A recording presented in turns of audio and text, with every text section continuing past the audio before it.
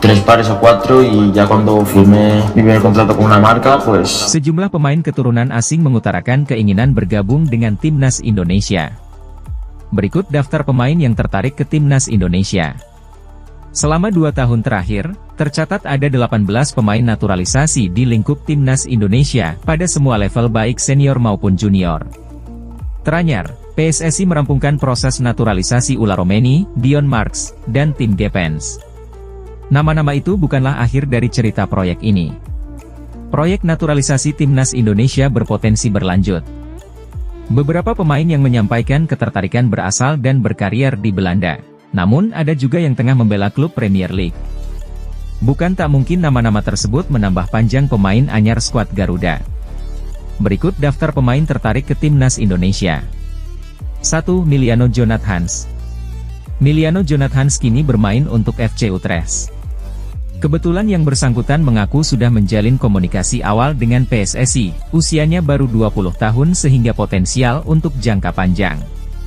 Selain itu pemain kelahiran Arnhem, Belanda itu bisa dimainkan di 2 posisi berbeda, posisi aslinya sayap kanan. Namun Jonathans juga bisa dipasang sebagai gelandang serang sebagai pembuka ruang sekaligus menghadirkan peluang. 2. Dean James. Pemain klub Eredivisie Go Ahead Eagles, Dean James juga digadang-gadang punya ketertarikan merapat ke Timnas Indonesia.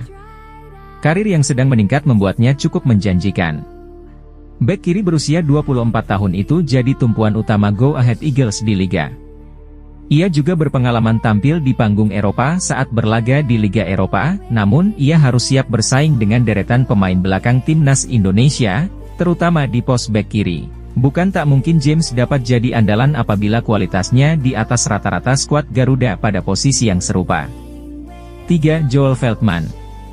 Bek kanan Brighton & Hove Albion, Joel Veltman sudah menyatakan tertarik bergabung ke Timnas Indonesia. Pengalaman panjang bisa jadi alasan dirinya bergabung. Sayangnya, bek kanan 33 tahun itu terbentur peraturan FIFA dan tidak bisa merapat ke Timnas Indonesia.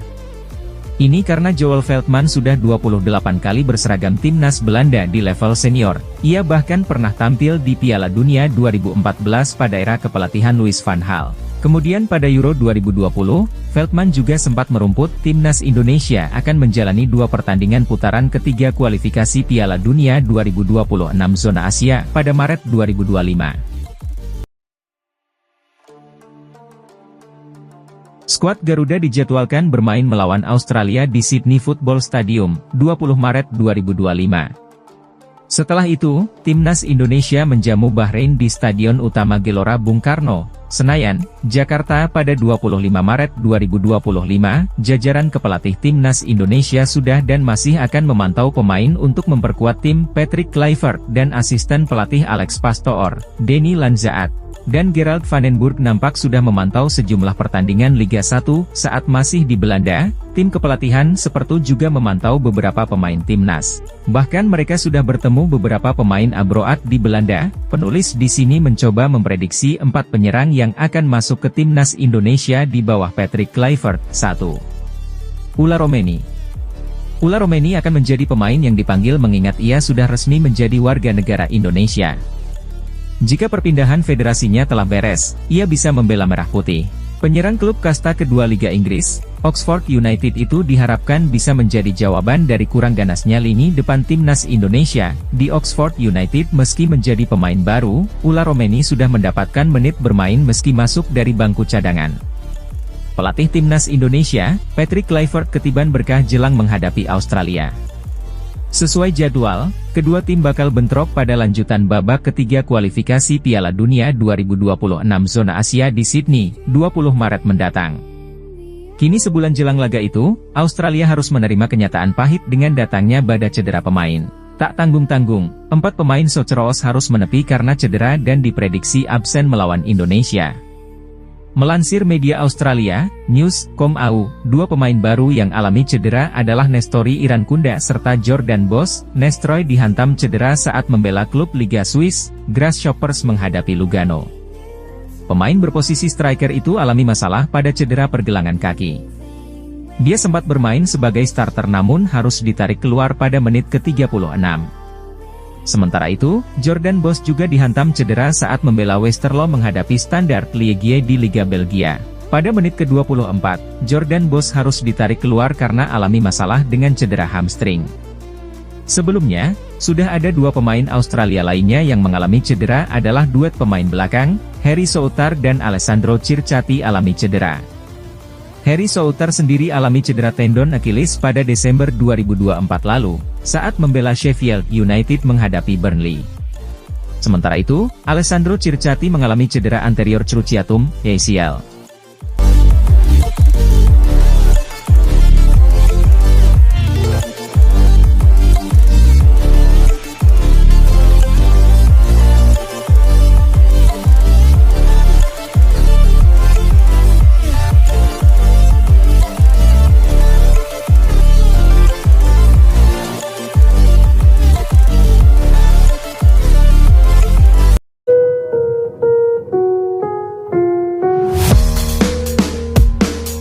Me la pidió el otro partido Mbappé en el vestuario, me la pidió Chis.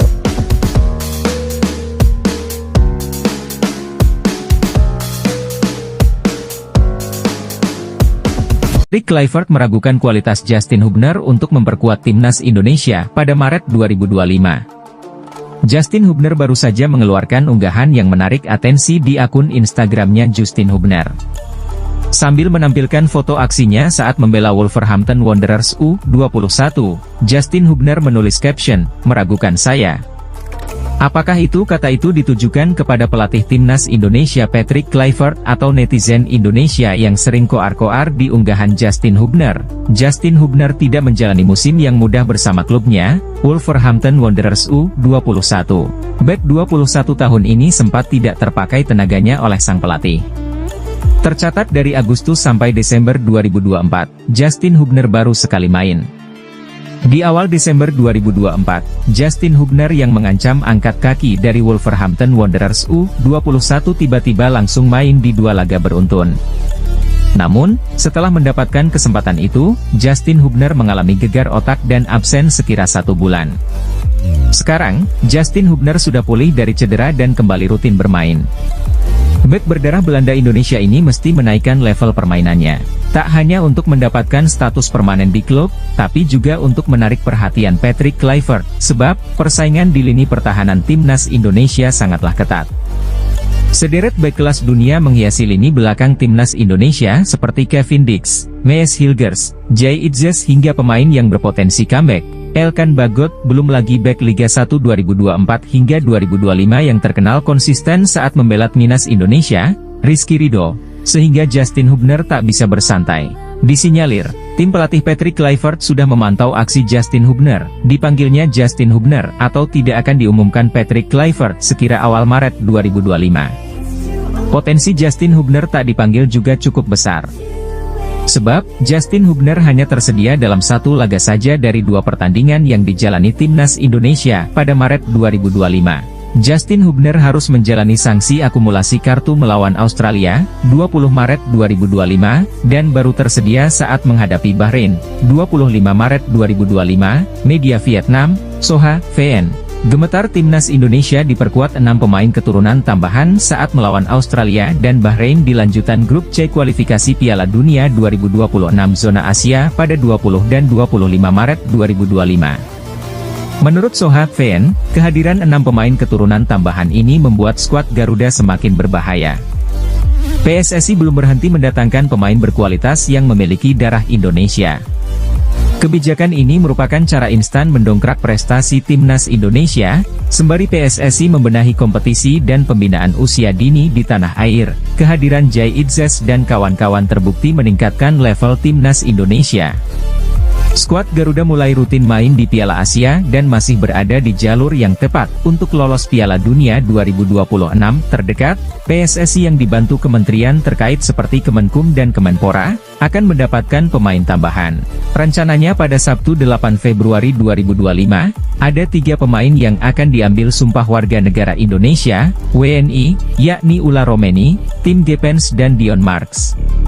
Jadwalnya tanggal 8 Februari 2025, yang bersangkutan, Ula Romeni, berserta 2 orang pemain naturalisasi yang U20, Tim Gepens dan Dion Mars, juga akan diambil sumpahnya, kata Menteri Hukum Supratman Andi Aktas pada Rabu, 29 Januari 2025 sore waktu Indonesia Barat. Lantas, siapa 3 nama lainnya? Gelandang Royal Antwerp, Jairo Riedewald, merupakan satu di antaranya. Untuk 2 nama lainnya, diperkirakan Emil Audero dan Mauro Zijlstra. Sebanyak 6 pemain keturunan tambahan berpotensi dimasukkan ke dalam skuad melawan Australia dan Bahrain pada Maret 2025. Daftar 6 pemain itu meliputi Ulla Romeni, Jairo Riedewald, Emil Audero, Mauro Zijlstra, Tim Gepens dan Dion Mars. Saat ini Timnas Indonesia menempati posisi 3 grup C babak ketiga kualifikasi Piala Dunia 2026 zona Asia. Jika mampu meraih hasil positif di 4 laga, pelatih Patrick Kluivert dan Timnas Indonesia semakin dekat dengan tiket Piala Dunia 2026. Timnas Indonesia memiliki 4 laga sisa di grup C. Setelah menghadapi Australia dan Bahrain, skuad Garuda akan menantang Cina dan Jepang. Laga melawan Cina digelar di Stadion Utama Gelora Bung Karno pada Kamis, 5 Juni 2025. Sementara laga melawan Jepang dilangsungkan di Markas Lawan pada Selasa, 10 Juni 2025. Menarik menanti aksi lanjutan Timnas Indonesia di bawah asuhan Patrick Kluivert. Apakah penambahan pemain baru membantu Patrick Kluivert meloloskan Timnas Indonesia ke Piala Dunia 2026? Bek Persis Solo, Jordi Tutuarima, membahas kehadiran Patrick Kluivert di Timnas Indonesia. Jordi Tutuarima menjadi salah satu pemain berdarah Belanda yang kini memutuskan merumput di BRI Liga 1 2024-2025. Sebelumnya sudah ada nama-nama lainnya, termasuk Jordi Weerman, yang kini merumput bersama Madura United.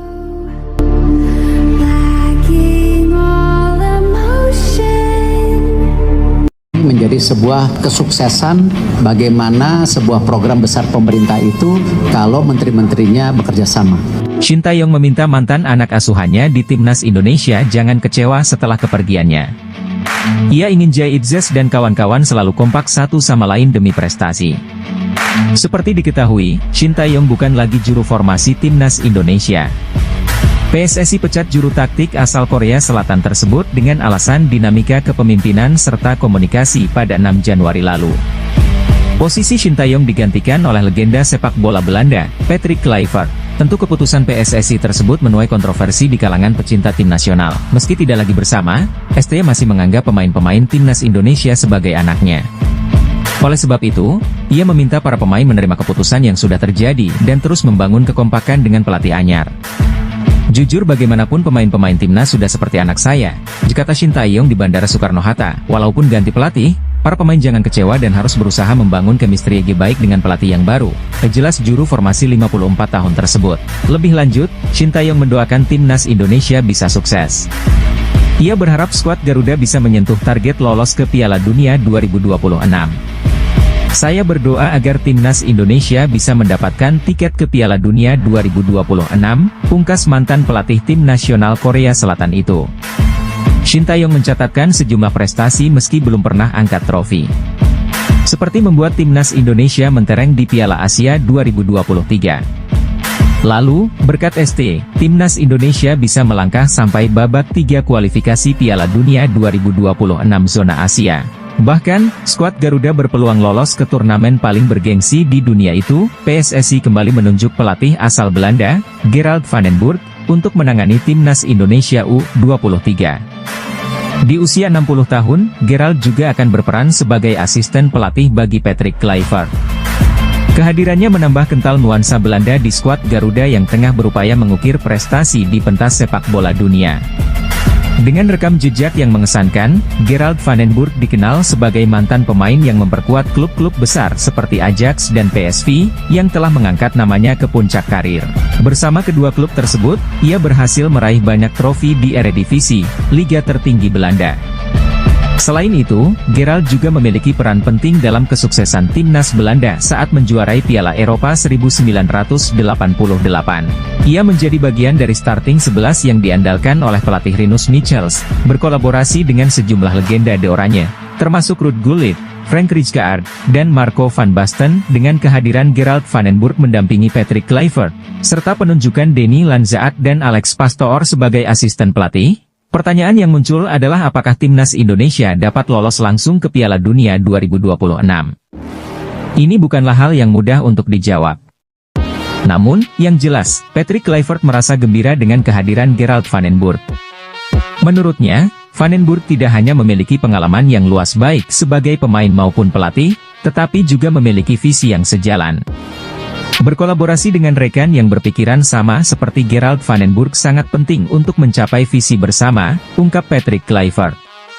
Sebelum bergabung dengan timnas Indonesia, Gerald van den Burg memiliki pengalaman melatih di beberapa klub, seperti PSV 1860 Munich, dan FC Eindhoven. Misi yang diemban Patrick Kluivert bersama trio asisten pelatih asal Belanda ini jelas bukanlah tugas yang ringan, mengingat 2 laga berat sudah menanti. Pada tanggal 20 Maret, Jay Itzes dan rekan-rekannya akan menghadapi Australia dalam laga lanjutan Grup C putaran ketiga kualifikasi Piala Dunia 2026. 5 hari setelah itu, mereka akan menjamu Bahrain di Stadion Utama Gelora Bung Karno, Jakarta. PSSI menargetkan kemenangan dalam kedua pertandingan tersebut, karena tambahan 6 poin akan membuka peluang besar untuk lolos ke fase berikutnya, terutama jika mereka bisa mengalahkan Cina pada 5 Juni mendatang. Kejadian ketika Belanda mengalami nasib buruk. Indonesia saat ini berada di posisi ketiga Grup C dengan perolehan 6 poin. Untuk dapat mengejar posisi runner-up, tim ini membutuhkan tambahan poin yang signifikan. Dalam upaya mencapai target ambisius tersebut, PSSI sedang mempercepat proses naturalisasi bagi 2 calon pemain, yaitu Ula Romeni dan Jairo Riedewald.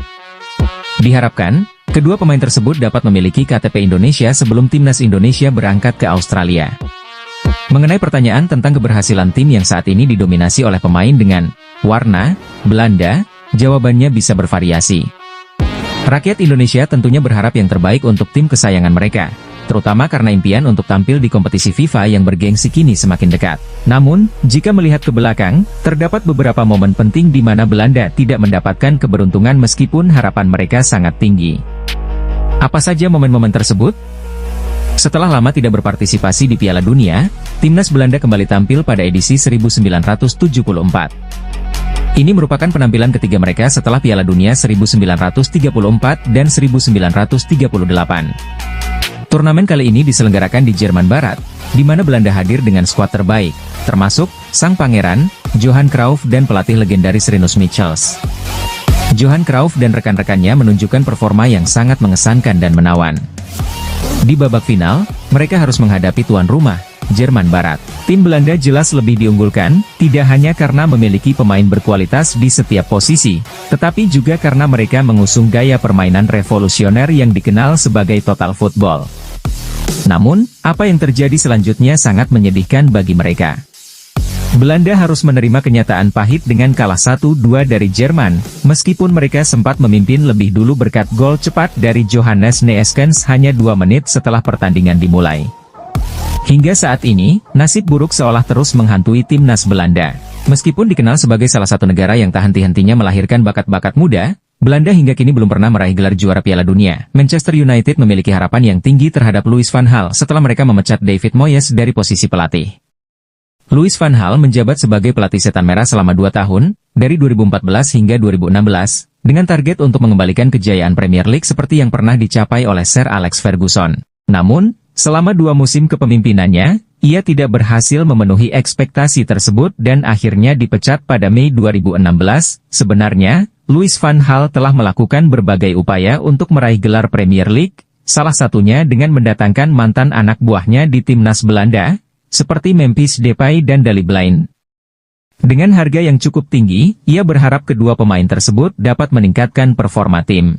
Sayangnya, meskipun memiliki kedua pemain yang tampil cemerlang di Piala Dunia 2014, Louis van Gaal hanya mampu memberikan 1 trofi untuk Manchester United, yaitu FA Cup. Shin Tae-yong nyaris menitikan air matanya ketika mendapat sambutan dari ratusan supporter timnas Indonesia di Bandara Soekarno-Hatta, Tangerang, Minggu, 26 Januari 2025, malam waktu Indonesia Barat.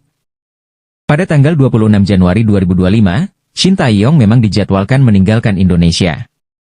Ia hendak pulang kampung ke Korea Selatan. Shin Tae-yong menumpang pesawat Korean Air yang terbang pada pukul 21.50 waktu Indonesia Barat. Sekitar 2 jam sebelum pesawat lepas landas, Shin tiba di Terminal 3 Soekarno-Hatta. Shin Tae-yong tiba dengan didampingi hampir semua asistennya saat menukangi timnas Indonesia. Sang istri juga ikut serta dalam rombongan itu. Begitu tiba di Terminal 3, Shin Tae-yong sempat tidak bisa keluar dari mobil. Sebab, Ratusan supporter dan puluhan awak media sudah menantinya. Yel-yel khas supporter yang biasa dinyanyikan untuk Shin Tae-yong ketika timnas Indonesia berlaga pun menggema di Terminal 3 Bandara Soekarno-Hatta. Air mata Shin Tae-yong pun tak terbendung. Dalam beberapa kesempatan, mata Shin tampak berkaca-kaca, sebab begitu banyak supporter yang mengantar kepulangannya. Bahkan, Shin juga sempat tersendat juga ketika sudah memasuki area dalam Terminal 3 Bandara Soekarno-Hatta. Salah seorang supporter timnas Indonesia yang enggan disebutkan namanya menyatakan dirinya rela hadir di Terminal 3 Bandara Soekarno-Hatta sebagai bentuk apresiasi kepada kinerja Shin. Menurutnya, Shin Tae-yong berperan besar membawa timnas Indonesia dari level yang belum bisa dicapai sebelumnya. Kami di sini sebagai bentuk ucapan terima kasih kepada Shin Tae-yong. Jelasnya, Shin Tae-yong akhirnya menjawab soal rumor yang menyebutkannya bakal jadi Direktur Teknik, Dirtek, Timnas Indonesia, usai resmi dipecat PSSI sebagai pelatih skuad Garuda. Keputusan mengejutkan dibuat PSSI dengan memecat Shin Tae-yong sebagai pelatih Timnas Indonesia pada Senin, 6 Januari 2025. Padahal secara prestasi, Shin Tae-yong telah berhasil membawa beberapa pencapaian luar biasa untuk Timnas Indonesia. Selama 5 tahun melatih, ST sukses membawa tim Merah Putih untuk pertama kalinya lolos ke babak 16 besar Piala Asia 2023, kemudian pada ajang Piala Asia U23 2024. Pelatih asal Korea Selatan ini membawa timnas Indonesia U23 melangkah hingga babak semifinal. Selanjutnya, prestasi yang tak kalah mentereng adalah membawa timnas Indonesia lolos ke ronde ketiga kualifikasi Piala Dunia 2026 zona Asia.